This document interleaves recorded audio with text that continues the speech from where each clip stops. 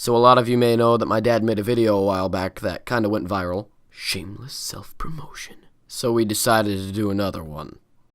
Okay, so if you live in the northeast U.S., in the springtime when it starts to warm up, you get these little demon ladybugs all over your windows that spawn out of thin air, and it seems like as soon as you get rid of them, they're back. But there is a quick and easy way not to stop them from coming back, but to get them off the window and back outside. This is a baby food jar and a little piece of paper, and it's this simple. Just put it on them, swirl it, and they end up inside. So you just go boop.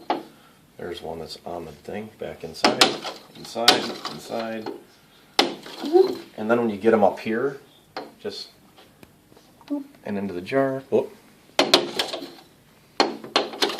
On any flat surface, just put the jar on them and spin it, and they can't help but fall into the jar. Bada bing.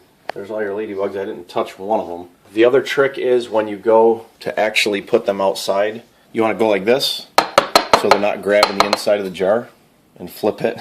One fell out, and they're outside again. So they're going to come back on your windows, but my hands don't smell like dirt from the ladybugs, and just a baby food jar and piece of paper. Rock and roll.